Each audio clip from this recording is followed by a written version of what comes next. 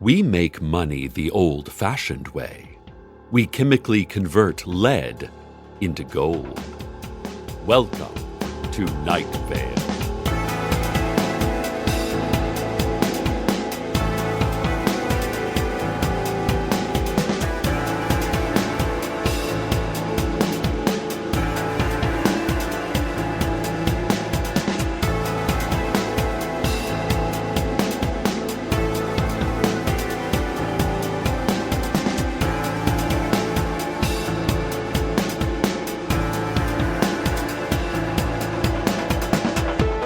The Night Vale Tourism Board announced that after 12 years of Superfund site cleanup, Ash Beach reopened today to the public. The Tourism Board's new brochure shows a young, happy family having a picnic lunch and wearing respirator masks, building ash castles, and flying kites against a blackened sky. We're landlocked here in the desert, with no body of water in sight, so back in the 1950s, the city decided to create a public beach made entirely out of municipally burned books that were deemed too dangerous or too boring to read. Carlos and I are so excited about the reopening of the beach. We're already planning a trip in the next few weeks with the family. According to the tourism board, there will be a refurbished boardwalk there with food trucks and carnival games. Beachgoers can stroll down the pier and watch the surfers lie on their boards as we all wait for the oceans to rise dramatically enough that Night Vale finally has a waterfront.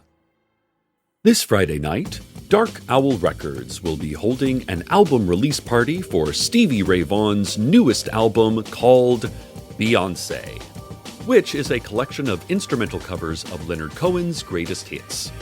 Vaughan's unique approach to music has always been to eschew instruments altogether and simply read the name of each chord aloud. Vaughan will be at the store taking selfies with fans and asking everyone how he got here and why he cannot hold tangible objects. Sunday at the Rec Center is the annual gun show sponsored by the Night Vale chapter of the NRA. All patrons receive a free trucker hat that reads, "Guns don't kill people unless you shoot those people with said gun, and then they die. But other than that one specific situation, we've never known a gun to kill anybody." Gun dealers from all over the United States will be at the show selling handguns and hunting rifles, and telling fantastical stories about a mythical government that would try, even in the slightest, to regulate gun ownership. The first 500 ticket buyers will have their government-implanted tracking chips surgically removed for free. We're getting reports that the grand reopening of Ash Beach is going well? Not well as in good. I mean well as in I'm not sure what to say next. So the beach, which is completely black and not at all connected to any body of water, is apparently really hot, and beachgoers are having a difficult time getting the dark ash stains off their burning skin. Also, there are reports of hazy humanoid figures emerging from the ash.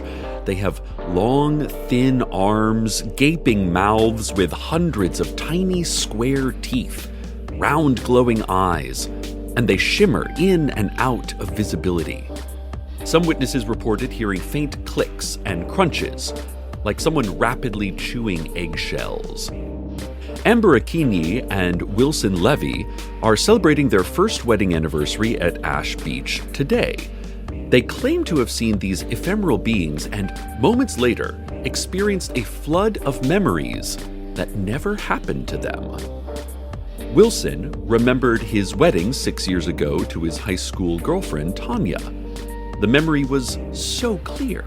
Tanya in her strapless white gown with ivory piping. Ew.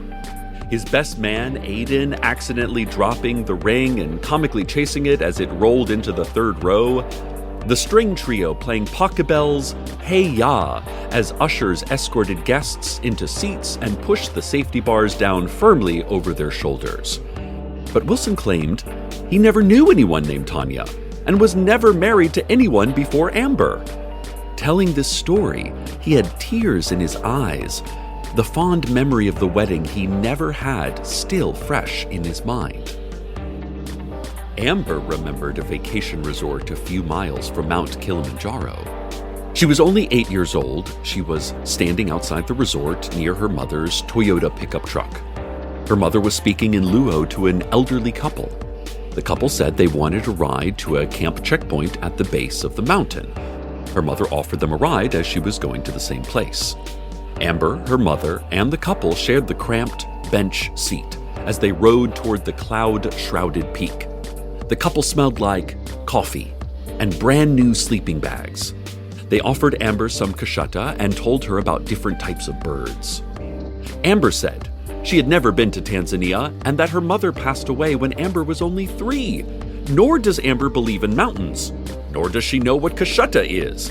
And she doesn't know a single word of Luo. So the memory could not be real. But she could understand the Luo in her memory and could taste the soft coconut crunch of the kashata. Wilson brushed Amber's cheek, and she kissed his wrist. They both cried quietly as they laid out some small shovels and buckets, rubbed UV protective lotion on their arms, unfolded beach chairs, and erected a large umbrella. More on this story as it develops. Good news, listeners. Five-headed dragon Hadassah McDaniels and her legion of dragon lawyers from whatever dragon world they're from have stopped crushing local businesses and eating pets and setting fire to public parks. The bad news is that we're not certain what the dragons are doing right now. No one has seen them in over a week. It's like when you see a spider and then you turn your head, and when you look back, that spider is gone. And that is the true definition of horror, because you don't know where that spider is. And you miss it so much. It was a really cute spider. The dragons were last seen visiting the terrible court of the distant prince. It was difficult to say for certain that it was the distant prince, because those who saw this visitation said it happened quite a long way away. Witnesses reported that they definitely saw the dragons talking with what looked like a young man wearing a crown, his form blurred, as though moving quickly, even though he was standing still. But he was partially hidden by harbingers, as well as court shriekers and mangled servants. The witnesses did not mention seeing any hollow-eyed weepers, so it may not have been the distant prince at all. Maybe a distant viscount. At best, a distant earl. A distant countess, even? Listeners, old woman Josie's daughter, Alondra, wanted me to thank everyone for all of the good wishes and gifts to her and her dying mother. She asked that people please stop sending flowers, though. She has nowhere to put them. And plus, flowers are sort of gross. You realize that flowers are just water and manure and seeds and dirt, Alondra Ortiz said. They look and smell nice, but just remember what the smell is made of. Gross. Stop it, she said. Oh, then she added, I mean, if you already sent flowers, they're beautiful. Thank you. And then she rolled her eyes. Carlos and I visited Josie last Saturday. We brought her and Alondra a framed photo of Josie breaking ground at the new old Night Vale Opera House. For a picture that's only a couple years old, Josie looks so young. It's her smile, I think. Her smile never aged. In the photo, she's wearing a hard hat, orange construction vest, tan jodhpurs, and 5-toed running shoes. She's holding a shovel filled with dirt in front of a sign that says, Opera House, coming soon. She was so proud of Night Vale that day. I showed the picture to Josie, who was lying in her bed, eyes open. She didn't respond. I wished I had visited sooner, but I was glad to have seen her again before she leaves us. Carlos patted her hand, and I kissed her forehead. I said, Josie, Carlos and I love you, as does Alondra. as do all of the angels. And at this point, I heard the citywide Angels Acknowledged sirens go off, but I didn't care. There were angels all over her house. There have been for years, and I'm sort of tired of pretending they're not there. The angels love you and will take care of you, Josie, I said loudly over the sound of the blaring sirens, and I think I saw that young smile gently touch the corners of her dry, pursed mouth. In lieu of flowers, might I recommend donations to the Opera House in Josie's name, or any place that supports the arts? Nothing would make her happier. We're getting more updates from Ash Beach. Everyone at the beach today is covered in dark ashes, their skin burning, the sun muted by a cloud of char. They have all seen the waggling, hazy figures that fade in and out of sight. The figures open their long mouths and point their spindly arms at people, and those people in turn experience vibrant memories that never happened.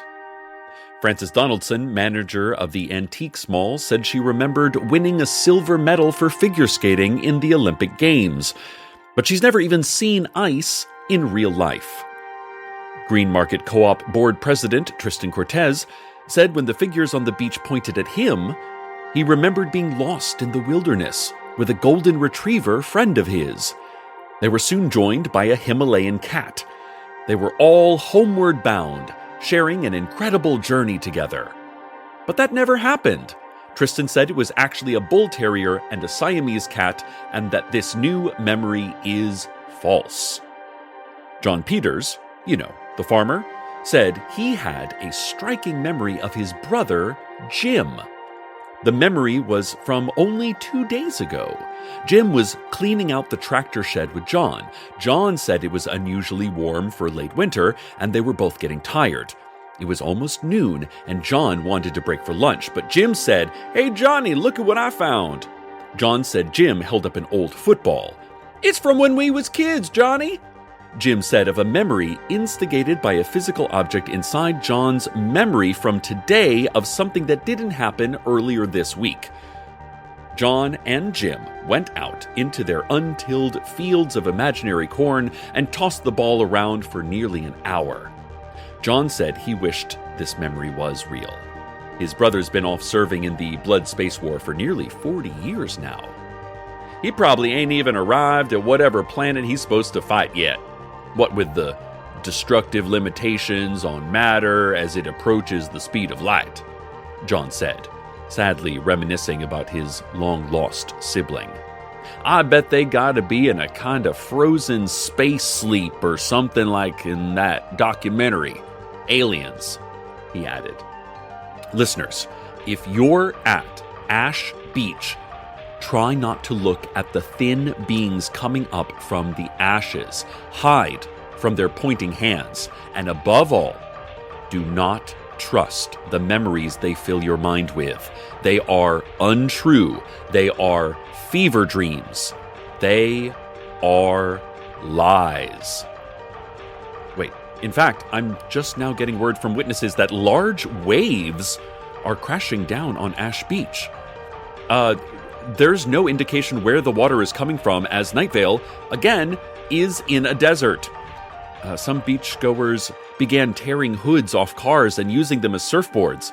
Someone has spelled out, "Help! Lost! In seaweed!" But the crashing waves washed it all away. Many people are being dragged out into a non-existent sea by a dangerous undertow. Where is this water coming from? Until we know for certain, stay away from Ash Beach. More soon, but now, the weather. The tide has ebbed. The beach is clear. The ashes are gone, washed out to, well. Oh, not well as in I don't know what to say next. I meant well as in an old well that appeared in the same spot it had stood 2 summers ago, draining the water into it in a direct reversal of a well's usual role. and then vanishing again, as old wells often do. Well, Ash Beach is neither ash nor beach anymore, simply a great expanse of sand, endless and dry. Those who saw these shimmering apparitions said the memories they were given are as real as ever. They were not merely daydreams, nor vivid hallucinations. They are actual events that never happened. Simone Rigaudot, the transient who lives in the Earth Sciences building of the Night Vale Community College, and who recently began teaching courses there, much to the chagrin of the college administration, said she was at Ash Beach today and she saw the figures. She saw their pointing, wriggling, translucent appendages. She saw their numerous flat teeth in their long gray mouths. She saw their bulbous white eyes. She heard the sound of crunching like chewing eggshells. And she had a memory. She remembered the college campus. She remembered it was 1983. She remembered students with boomboxes, Trans Am muscle cars. She remembered the news anchors that day, Tim and Trin, with their feathered hair, double Windsor neckties, shoulder pads, and deep maroon nail polish. She remembered the news of missiles already launched, apologies for a miscommunication, a mistake in a training drill. Apologies not accepted. Missiles launched to retaliate. She remembered the news anchors Tim and Trin trying not to cry, trying to report the news. She remembered students and faculty gathered around the television, trying not to cry, trying to receive the news. She remembered the world ending. Not with a bang, not with a whimper, but with silence. The absence of thought and feeling. Everyone went missing all at once, together. Time, body, memory, gone. Simone then said she remembered something else from the new memory she received today. A woman with a deer mask had appeared on the television screen, her face flickering through the loud static and obscuring the faces of Tim and Trin. She spoke in a language unknown to Simone, but she recognized the name of the woman. Huntokar. "Oh, I know Huntokar," I said. "She did this, Cecil," Simone said. "Huntokar is super weird," I said. "Makes sense that she would be behind this whole Ash Beach thing." "I'm not talking about the beach," Simone said. "Then what are you talking about?" I said. "She is the destroyer," Simone said, shaking her head. Simone said she remembered the world ending. It was so clear, so vivid, but it did not end. She touched my arm and said that we are here. How are we here? I told Simone, "You always say the world ended in 1983. I don't see how this is so special for you." She said, "I knew it ended. I just couldn't remember it ending. Now I do. The world ended, Cecil. I saw it on the news." "Oh, then it must be true," I said. "Are you being sarcastic?" she asked. "Why would I do that?" I replied. "I still can't tell if you are or not," she said, eyeing me suspiciously. I don't understand what she was getting at. Whatever our truth, Night Vale, you can feel your body, hear my voice, see the sunlight through dissipating ash clouds. I do not know if we are real, but we are alive. We are tangible, feeling, and whole. Stay tuned next for the sound of something trying to dig its way out of your chest. Good night, Night Vale. Good night.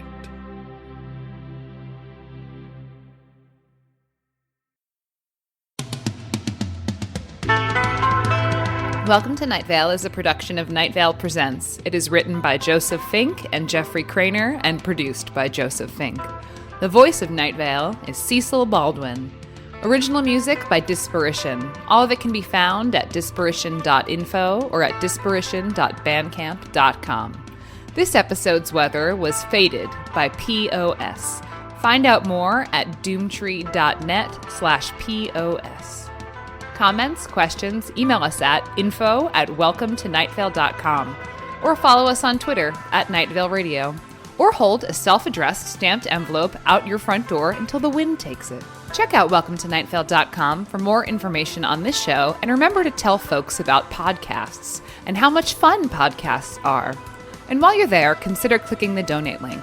It's how we get to keep making podcasts. Today's proverb: if you're not wearing a denim vest, then this conversation is over.